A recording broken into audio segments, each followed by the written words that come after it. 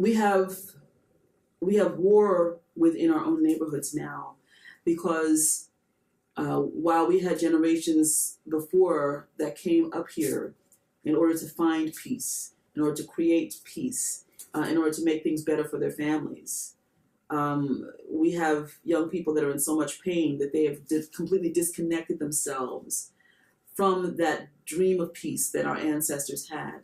And we're shooting each other up. You know, people getting caught up in crossfire, just trying to get home, you know. And the disconnection is the major problem.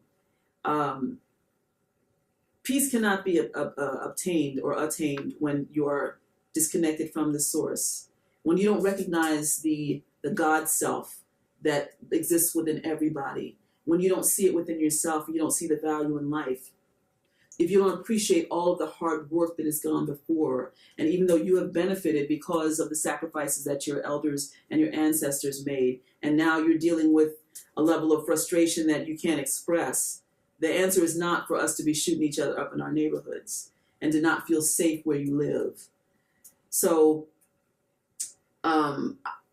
in part of that working toward peace, the education, the planting seeds of affirming your greatness, and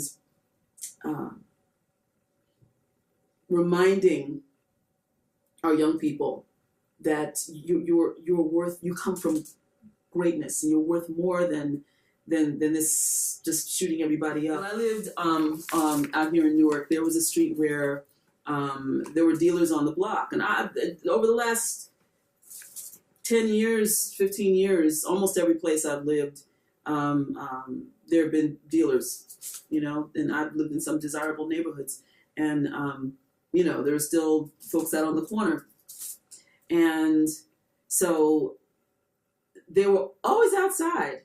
And I was always speaking to them, you know, and I would say, "How are my African princes today?" And they would say, "Thank you, ma'am. Thank you for saying that."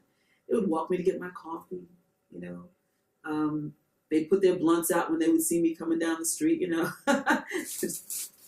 You know, hide behind their back, because I showed them love and respect, and they saw me as the lady in African attire every day, who always carried herself with such dignity and who always spoke love to us.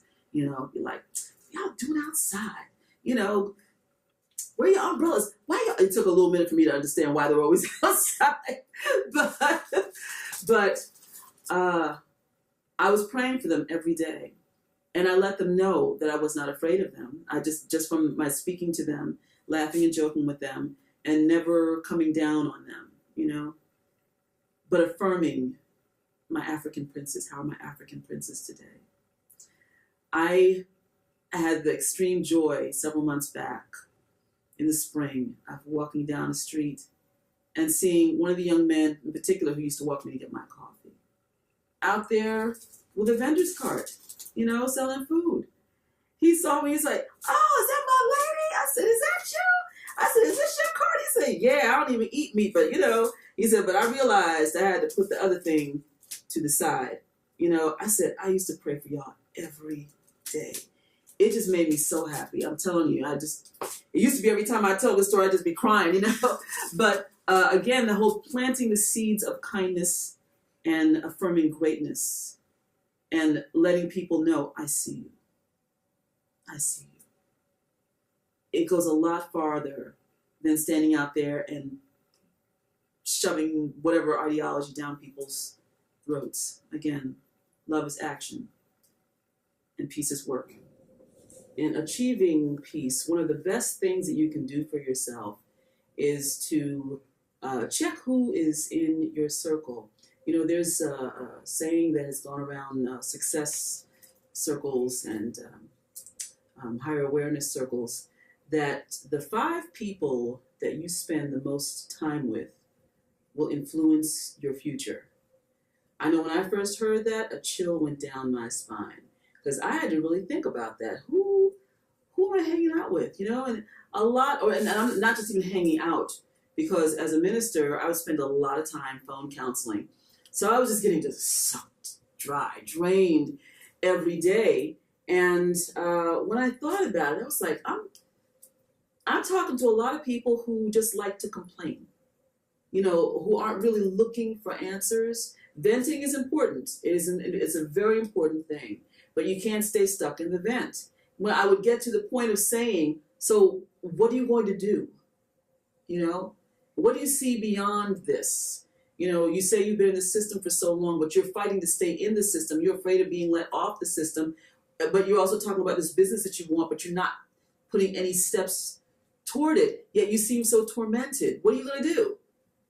So when you're surrounded by negative people, that's going to have an influence on you. And I realized it was really hemming me up. Energetically, you need to free yourself of that and seek out people who are going to be supportive. We really believe strongly here, and I teach about the supportive circle. Shenu means a harmonious circle. So having a supportive circle of people who believe in you, who see you, who affirm you, and who are going to help you get there, and who you likewise are able to see, affirm, and help to get there because you believe in them. That's the ideal situation that you want. You want to have people around you who are going to be part of your sure enough success circle. Because, and it's not about success with how many cars you have, how many houses you have, anything like that. It's about achieving your goals that are realistic and that bring you peace, inner peace, and knowing that you can be around people who are trustworthy and who are peace lovers and bringers too. So think about that. Who do you hang out with? Make conscious choices. And if you find yourself stuck and around people who are really just keeping you stagnant, then step outside, going from the circle to the box now. Step outside the box, okay? Take a chance and go meet some other people where you want to go. I always suggest having a really nice hangout, chill spot, okay? And someplace that is where you feel good about being there, where it's nice, even if you're just going to have a cup of coffee or a cup of tea, something like that, because you need to be around that. I remember dating this one brother who did not know how to order off of a menu and who was really embarrassed to go to nice places because he assumed he was going to be thrown out. I said, well, if you assume that, that's what's going to happen, okay? But then I had to ask, well, who you been hanging out with? Well, all these other people who've been saying, well, I don't deserve to be in this place, or, people who hang out in this place or whatever, No. Find your circle. Be supportive within your circle. Make sure you have people there who are also supportive and nurturing, supportive of and nurturing toward you. To my young people, you're my heart, and you inspire me to keep teaching, to keep going, to keep growing. I see a lot of you making the same mistakes that my generation made, the exact same mistakes. And the biggest mistake that we made was in assuming that people who were over 30 back then were not trustworthy. Don't trust anybody over 30. That was the same. Never expecting that we were going to live to be in our 50s, 60s, 70s. And realizing that there was a lot of wisdom we missed out on because we chose not to listen. I know that our generation in a lot of ways let you down. Our generation was the one that got caught up in drugs. That passed me by. But still, there were other things. We were encouraged to just go out and be free and do what we wanted to do. But that left y'all hanging. And I also see how many of you, for instance, myself as a teacher, when I show that line, how far you can go, and also show you love at the same time, that it's appreciated because of the fact that you weren't given the guidance or enough of the love, or having somebody to just speak greatness into you. I get that, and I understand that. And for myself, I'm doing what I can to try to rectify the situation. But what I want to tell you is You've got to be more astute about what's happening out here, how society is working to get into your head and keep us divided and keeping you diverted from things that really, really matter, like family, like trust. And you all are so brilliant. You're so brilliant. You are here to correct the mistakes of my generation.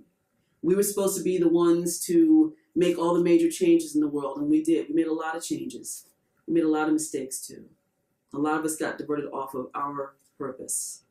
Remember that you are divine. Remember that your brilliance is no accident.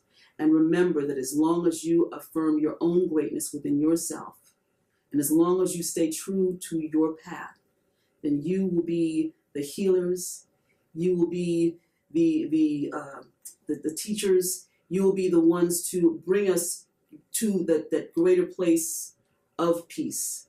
Your generation believed that we could put a black man in office. Yeah, why not? No limitations. Keep that mindset going in terms of breaking the barriers. But by the same token, come and have conversation with those of us who've gone down the road. You'll find it worth it.